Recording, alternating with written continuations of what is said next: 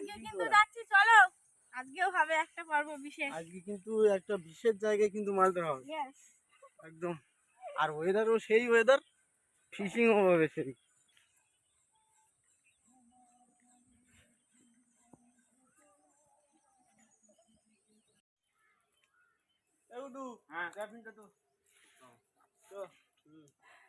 এইখানে দুপাশে দুটো লগি রাখা ছিল, কে খুলে নিয়ে গেছে।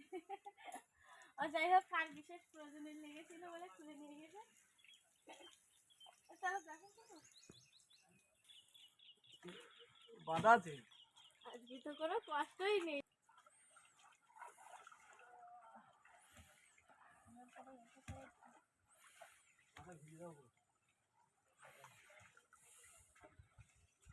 জয় মা।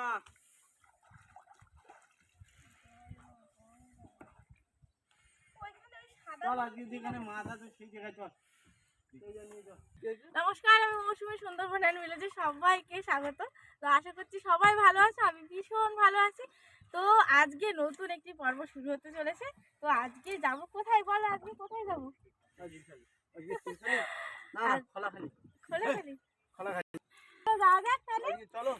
চলো তাহলে বেরোনো যাক। তো চলো। আর হচ্ছে অবশ্যই যার যার চ্যানেলে নতুন আছে অবশ্যই আমাকে সাবস্ক্রাইব করো, পাশে থেকো। আর তোমাদের ভালোবাসা আমার খুব খুব দরকার, কারণ আমি এগিয়ে যাওয়ার আগে তোমাদেরকে আমার দরকার আর কি। তো চলো যেতে যেতে কথা বলা যাক, যেহেতু যারা তো নৌকায় আসলে অনেক কাজ থাকে। আর চারিদিকে গোছানো, আজকে দেখো কিন্তু আমাদের ছইটাও নেই। আর ওয়েদারটা দেখো, শুধু পুরো মেঘ করে আছে, মানে কি বলবো, গরম আস্তে আস্তে আবার বৃষ্টির জন্য ঠান্ডা নামছে। মানে এই যে মানে শীতের ওয়েদার আমেজটা না কাটছে না কিছুতে আর কি, যেতে চাইছে না এবছর। তো চলো এবার আমরা নৌকার মধ্যে যে সমস্ত কাজগুলো বৃষ্টি পড়ে গেছে। হ্যাঁ তো মানে সকালবেলা হালকা বৃষ্টি হয়েছে, তার জন্য নৌকার মধ্যে কিছু জল আর কি আছে, তো সেগুলো তুলতে হবে। তো এখন আবার কথা বলতে বলতে বৃষ্টি, মানে জানি না আজকে ছইটাও নেই, নদীতে গিয়ে কি হবে। তো যা হবে ভালোই হবে, অবশ্যই তোমরা পাশে থাকলে সবকিছু ভালোভাবেই হবে।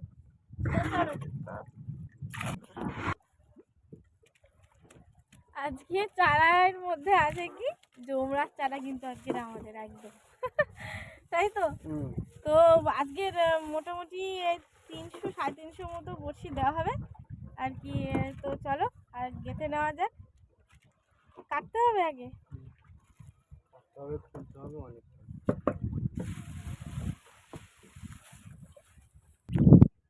না কি করবো।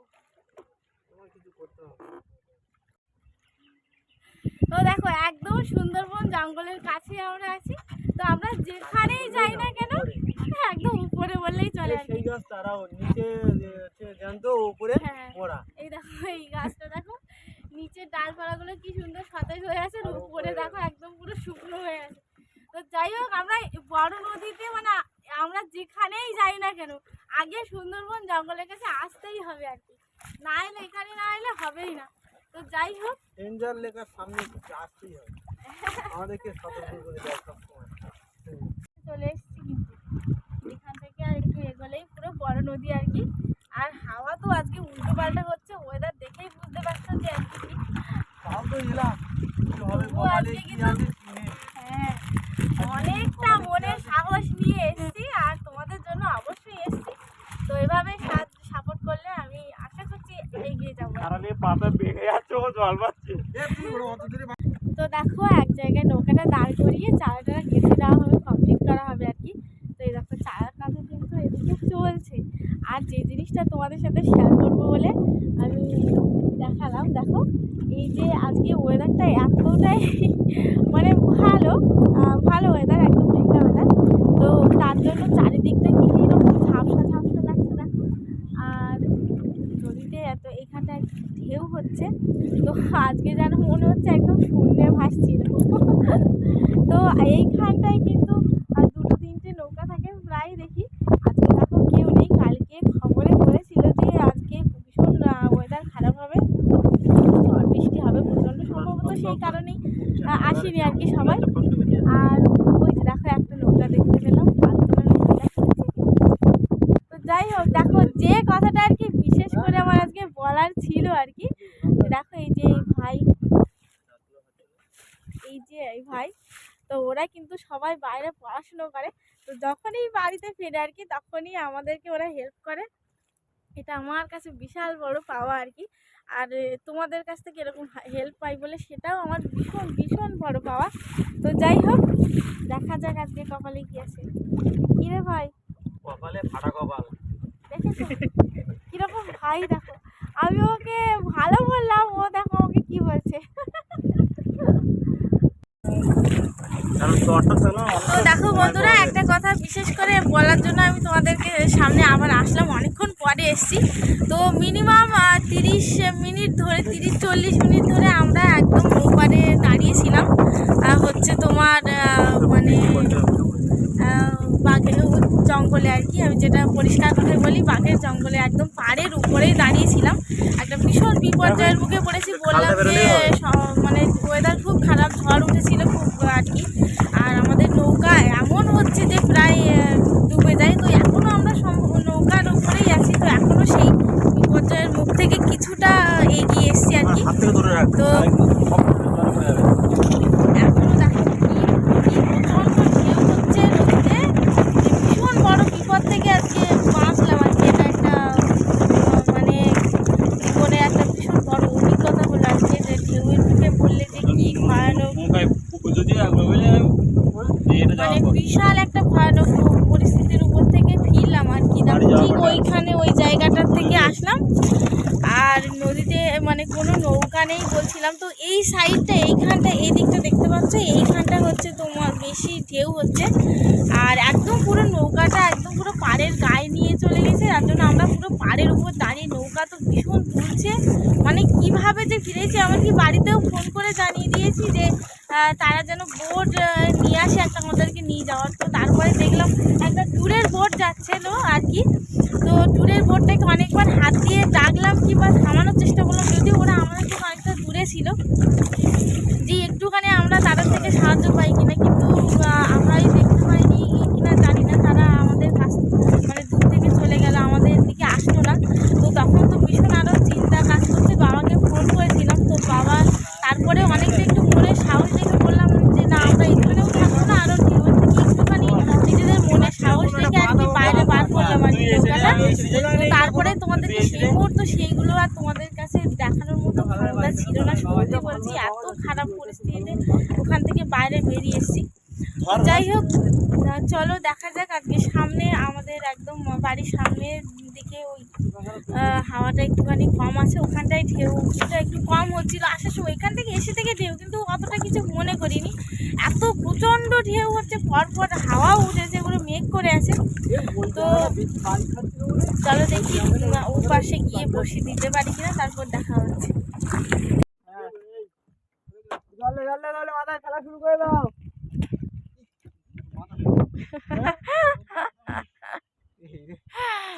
দেখো মাঝি ভাই কিরকম কাঁচা কাজ করছে, এখনো বাঁধা হয়নি, দোন ছোল ফেলে দিল।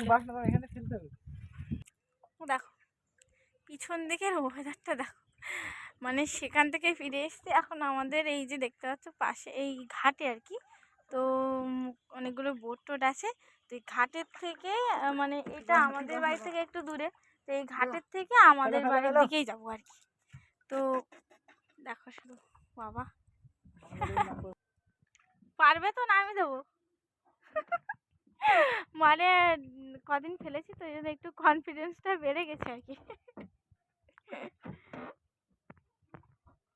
তো হয়ে গেছে এই দিকটা দেখো, কোনো হাওয়া নেই, পুরো শান্ত। আর ওইখানে যে কি হচ্ছিল কি বলবো আর কি, পুরো পাড়ে দাঁড়িয়ে গেছে, শুধু নৌকাটা ধরছি ধরে। আর সেই মুহূর্তটা আর কি মানে দেখাতে পারলাম না, দেখার মতো পরিস্থিতিই তৈরি হয়নি, নিজেরাই কি করব সেটাই ভেবে পাচ্ছিলাম। আসলে হয়তো একটু জানাশুনো লোক থাকলে সব কিছু থেকে আর কি উদ্ধার হয়ে আসতাম তাড়াতাড়ি আর কি, এতটা ভয়ও পেতাম না।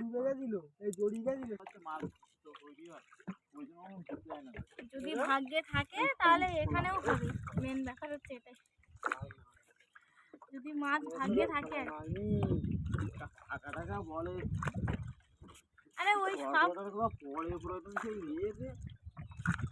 বললাম না, যদি ভাগ্যে থাকে তো এখানেও হবে। বলা হচ্ছে এবছর ওই জাহাজ অতিরিক্ত চলছে যার জন্য তোয়ার পড়ে গেছে তো। তো আমাদের বসে দেওয়া একদম কমপ্লিট। তো আর কিছুক্ষণ 1 ঘন্টা আজকে মানে এত লেট করে ফেলেছি যে 2 ঘন্টা আজকে আর নয়, আজকে 1 ঘন্টা অপেক্ষা করবো, তারপরে তোমাদের সাথে দেখা হচ্ছে। তারপরে যাই না আমাদের কপাল কি আছে, এমনি দোকান থেকে ফিরে এসেছি ভীষণ রিক্সে। তো চলো 1 ঘন্টা পরে দেখা হচ্ছে।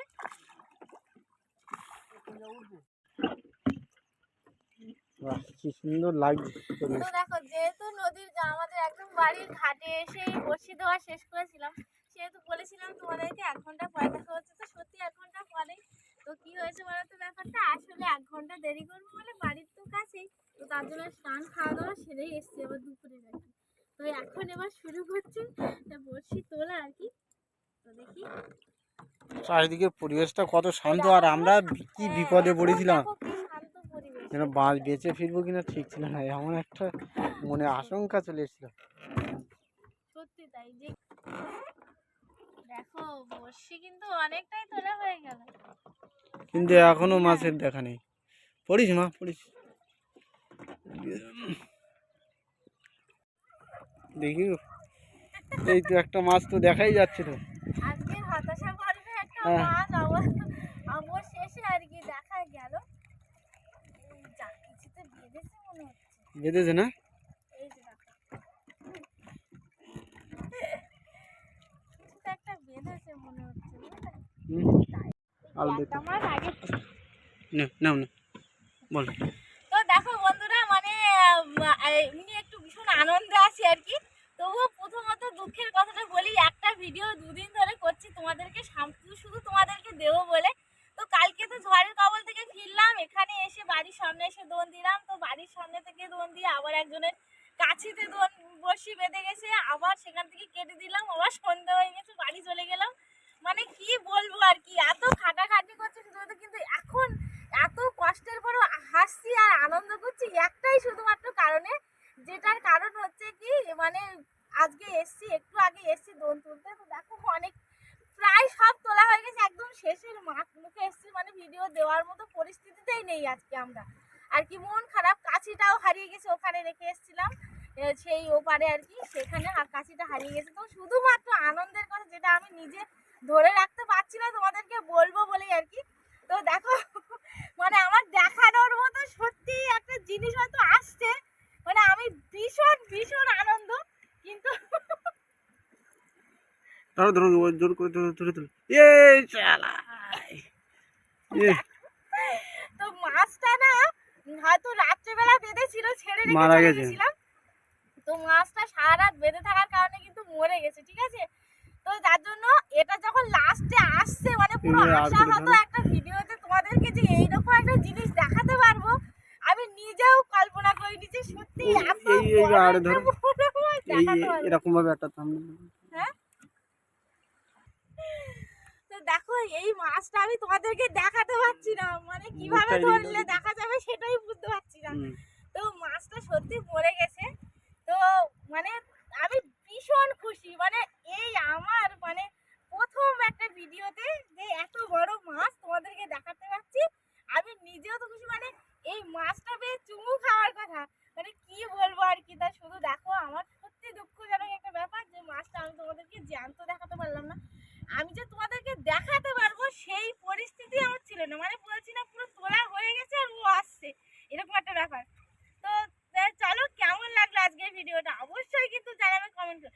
আর জানো তো তোমাদের কমেন্ট করতে ভীষণ ভালো লাগে, আর সেগুলো উত্তর দিতে আমার খুব ভালো লাগে। আর এত বড় মাছের পর্ব যখন তোমাদের সামনে আসতে চলেছে এবং যাবে আজকে আর কি, তো তখন কেমন লাগবে তোমাদের রিয়াকশনটা আমাদের অবশ্যই জানিও, তখন আমি সব কমেন্টের উত্তর দেবো। তো চলো দেখা হচ্ছে পরবর্তী ভিডিওতে, ধন্যবাদ। আর একটা শর্ট ভিডিও করো, সিরিয়াসলি আমি ভাবতে পারি।